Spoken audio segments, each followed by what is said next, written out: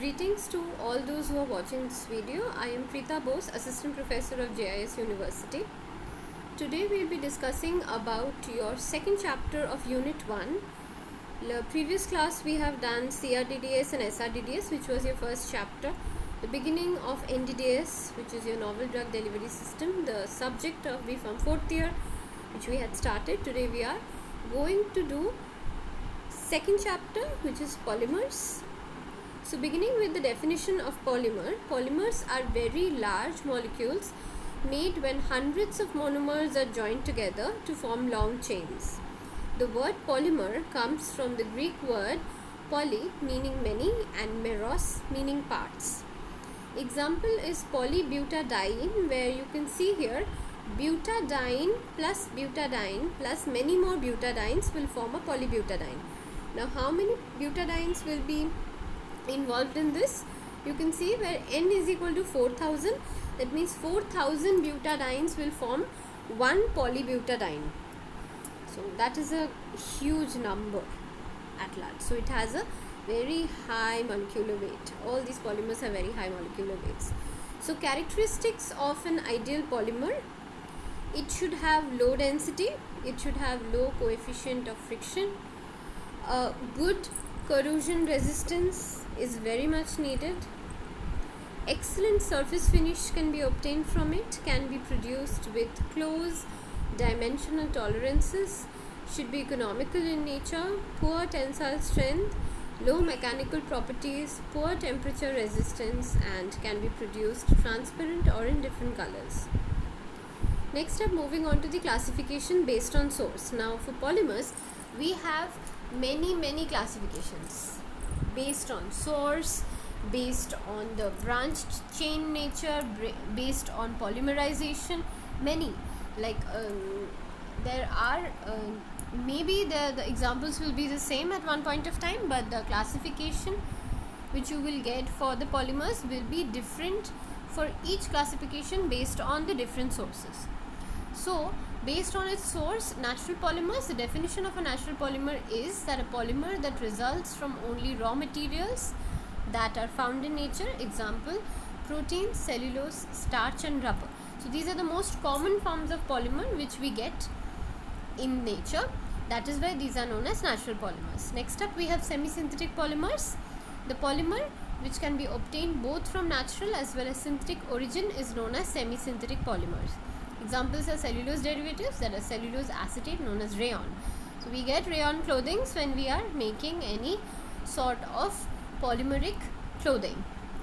Third, and for this particular classification, the last one will be your synthetic polymer. These are the polymers which are prepared by synthetic origin, which are prepared from the synthetic origin. So these are known as synthetic polymers. Now classification based on structure.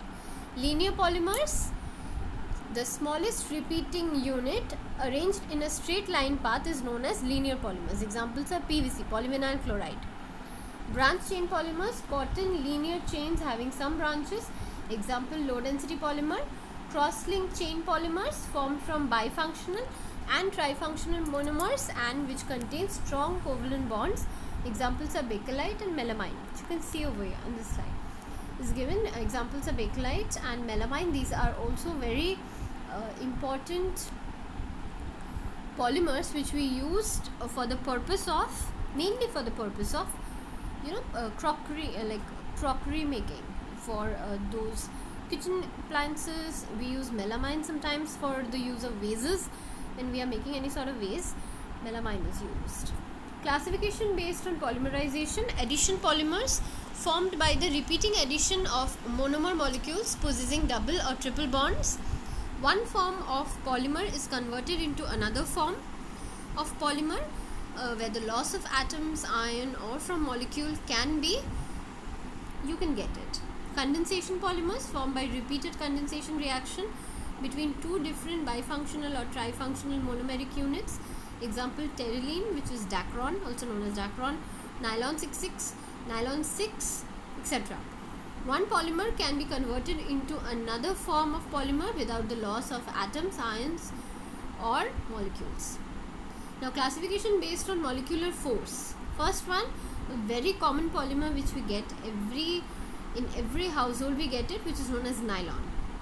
So nylon is used as the general name for all synthetic fiber forming polyamides, that is having a protein like structure. These are the condensation polymers of diamine and dibasic acids. A number is usually suffixed with the nylon, which refers to the number of carbon atoms present in the diamine and the dibasic acids respectively. Examples are nylon 6,6. Nylon 6,6 is obtained by the polymerization of adipic acid with methylene diamine. Next up we have thermoplastic polymers. Now these is also a classification based on molecular force. These are linear or slightly branched long chain polymers which can be softened on heating and reversibly hardened on cooling repeatedly. These their hardness is a temporary property which varies with temperature. The polymer under heating, it can be converted from one state to another state, and after cooling it can again convert into its original state. Examples are polyvinyl chloride, PVC. That is why we have pipes made of PVC in our homes, because it is so easily moldable. Now classification based on molecular force, if gets continued, the next one will be thermosetting polymers. Initial mixture of reactive low molar mass compounds reacts upon heating in the mold to form an insoluble infusible network. Example is bakelite. Now, bakelite is formed of phenol and formaldehyde polymerization. That is essentially what the equation of the composition of bakelite will give you. Next up we have general mechanism of drug release from the polymer, like how the drug is released when the drug is embedded into the polymer. Three primary mechanisms for drug release, namely diffusion, degradation and water penetration. Now, water penetration is also known as swelling. Any of these mechanisms can occur in a given release system. Now, synthetic and biological polymers. Polymers are classified as man-made or synthetic polymers that are synthesized in the laboratory. Biological polymers which are found in nature. There are many polymers which are found in nature, which are also known as biological polymers. So, synthetic polymers examples are nylon, polyethylene, polystyrene. With polystyrene, we nowadays make all those styrofoam plates on which we eat. That is made up of polystyrene. And biological polymers are DNA, proteins and carbohydrates which are present inside our body. Mostly these are present inside our body. So there are particular methods for making polymers. If you go by the next slide, you would see that the two main processes of making polymers are addition polymerization and condensation polymerization. These are the two types of polymers which are found. So how do we prepare addition polymerization polymer? It can be made by monomers which react to form a polymer without net loss of atoms. Most common form, free radical chain reaction of ethylenes. You can see what happens, n number of monomers will get joined up to form one polymer molecule. In the first slide, we had given an example that is also one polymer molecule which formed of n number of monomers. Remember, see, I will show you once again. If we go to the first slide, example was polybutadiene with so many butadienes. Now, how this so many butadienes are coming into nature? So this is where your n number of butadienes are coming and one polybutadiene is forming, right? And this n number is so high, it is 4,000. So that is a lot. So moving on, we go back to our 9th slide where we were. So your polybutadiene is a example of what? Addition polymerization, because n number of monomers are forming one polymer molecule. Here there are examples of addition polymers, how they are forming. One is your ethene, one is vinyl chloride, then we have styrene, we have acrylonitrile, we have propene, we have methyl methacrylate and tetrafluoroethane. We have all these, the formula is given, the polymer formula is also given. And the common name is also given here. See? Easiest, you would know the common names more than the monomer names actually. Tetrafluoroethane is also known as Teflon. We get Teflon materials nowadays. We have non-stick pans made of Teflon, right? We have polystyrene. We know what is PVC, which is polyvinyl chloride. So PVC pipes are there, acrylan, lucite. So all these we get in the market nowadays. Some product or the other is made with these kind of polymers. Moving on, the important constitution for synthetic polymers. If you are going by synthetic polymers, you will see that they are of many types. First type is your simple polymer. Next type we have alternating copolymer. Next we have a block copolymer and a graft copolymer. You can see here the green is a simple polymer. Simple polymer with alternating copolymer, these orange parts. Block copolymer, a block of alternating copolymer and simple polymer. And graft copolymer is there are branched. These are branched forms. These are attachments which are there. You get attachments over here. See, this picture I have given over here. This is a supramolecular structure of polymer. This is how the polymer looks like, essentially. Next up we have structural properties of linear polymers, where conformational flexibility and strength can be seen. See, one single chain gets curled, gets super curled, and there's supercoiling. This is known as supercoiling. So the supercoiling structure gives you a polymer. So these are polyisoprene molecules where there is a disulfide link. The cross-linking adds the tensile strength. The strength of the polymer is due to the cross-linking of the chains. If there are cross-linking between the chains, you will not be able to easily break any polymer, and that is why we use polymer for so many different purposes right now. So we finished with addition polymers. Now we are moving on to condensation polymers. Now how do we go on to condensation polymers? Condensation polymer, the polymer grows from the monomers by splitting off a small molecule such as water or carbon dioxide. Example, formation of amide links and loss of water, where you can see monomers are coming and the first unit of polymer plus water, if you add water to it, the polymer is formed. Now hydrogen bonds between chains, this is a supramolecular structure of nylon. See how nylon looks like from the inside. It looks pretty interesting. We haven't, I think, exactly ever seen that nylon from the inside might be like this. So these are the intermolecular hydrogen bonds which give nylon the enormous tensile strength. It has hydrogen bonds inside it, which gives its strength. That is why it's very difficult to break any nylon clothing or any nylon cloth. It's very difficult to break it. So what are biopolymers? I've already told you before. Biopolymers are something which are present inside our body, essentially, always. So nucleic acid polymers are DNA and RNA. Amino acid polymers are proteins. Sugar polymers are carbohydrates. Genetic information for the cell is given by the DNA. The structural strength and catalysis is given by the proteins. These are the functions, okay? And the energy source are the carbohydrates. These are the three functions of the three types of biopolymers. So proteins, these are the amino acid monomers, the basic structure of an amino acid monomer.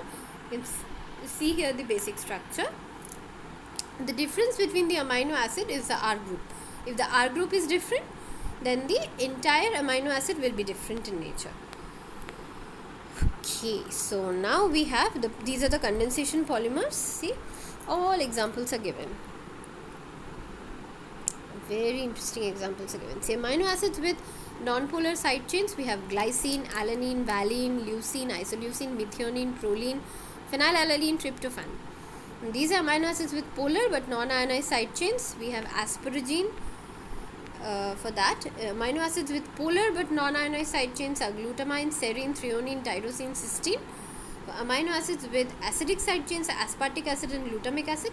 All structural formulas are given, so you need not think that you're going to get confused or something. Amino acids with basic side chains are lysine, arginine and histidine. So these are all are given.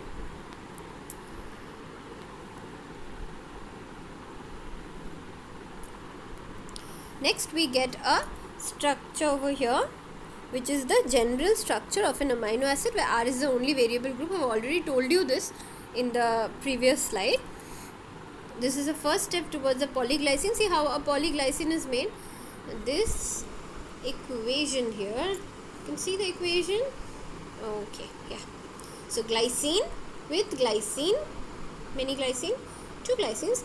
This is the first step towards the polyglycine. So 2 glycine means 2 usually means di, poly means many. So when you are adding many glycines, you will get a polyglycine.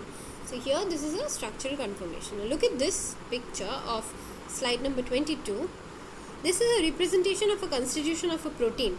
See what a huge structure the protein is. Huge structure. I would suggest you, or rather tell you, to go and search what protein is this. It's very interesting, you will get it. Now look at this, the 3-dimensional representation of a structure of a protein. Looks enormously beautiful. right? But it is supercoiled in nature.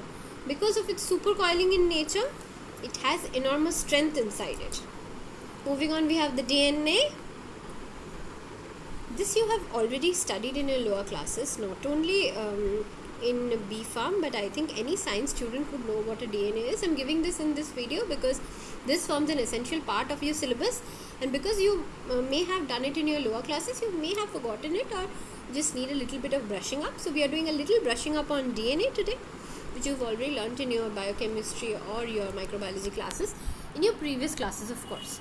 So the monomers, the name of the monomers here are adenine, guanine, thymine and cytosine, also known as ATGC. The phosphate and the sugar backbone of the DNA is present. Now look at the next slide. See, the base pairs are there. The phosphate sugar backbone holds the DNA macromolecule together.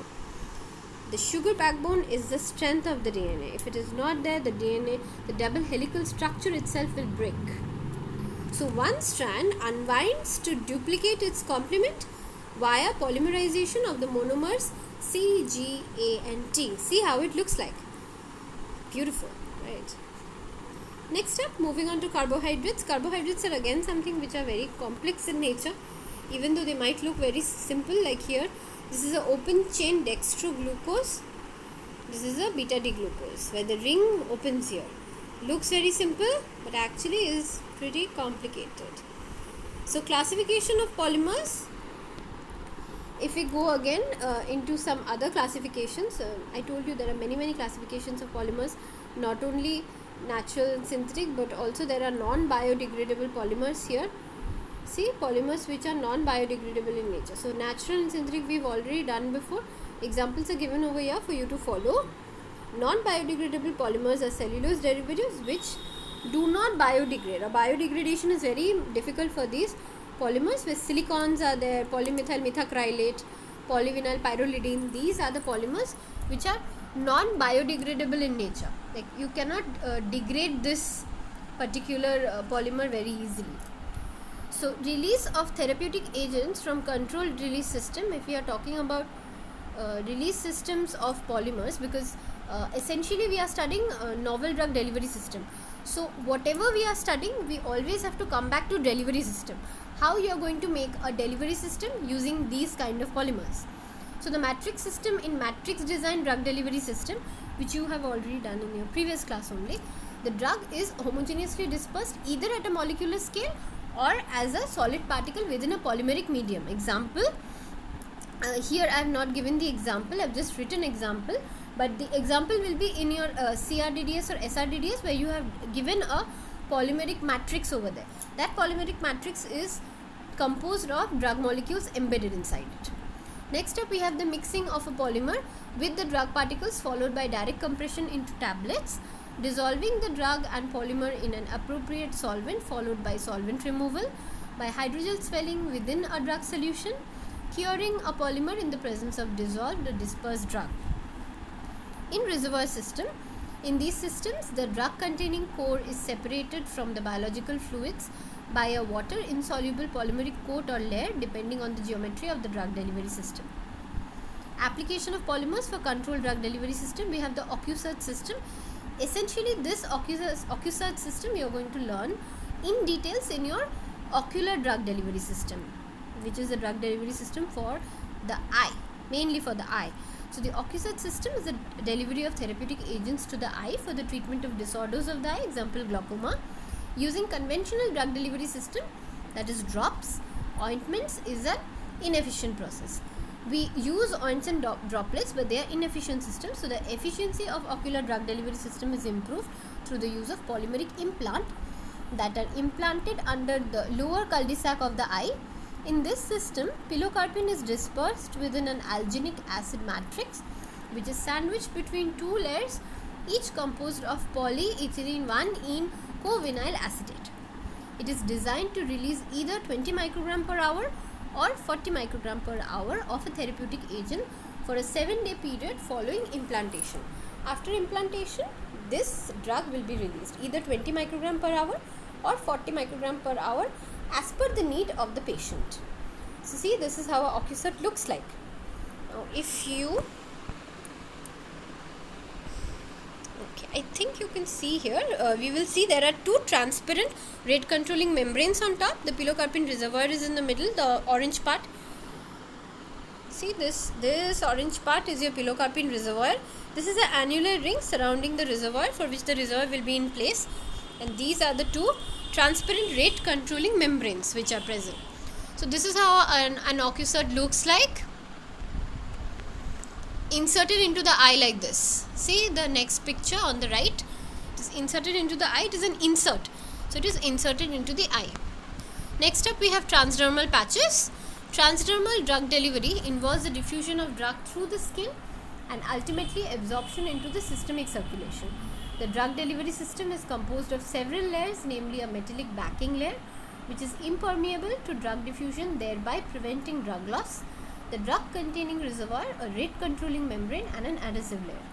In the matrix, drug is dissolved or dispersed with solid polymer, which is an acrylate copolymer. So this copolymer is given into your transdermal drug delivery system, or rather your transdermal patches, which will be present on your skin. Now again I would tell you that this transdermal patch you are going to study in details in your transdermal drug delivery system, TDDS, which is a chapter. In your next classes you will be getting TDDS, and I will explain everything in details about transdermal patches. Here what you need to understand is that in patches, just like your band-aid is a very simple form of patch which you use in your house almost every day if you get a cut. I hope not, but still, if you get a cut, you're going to use a band-aid, and that is your most easiest form of transdermal patch which is available so easily in the market.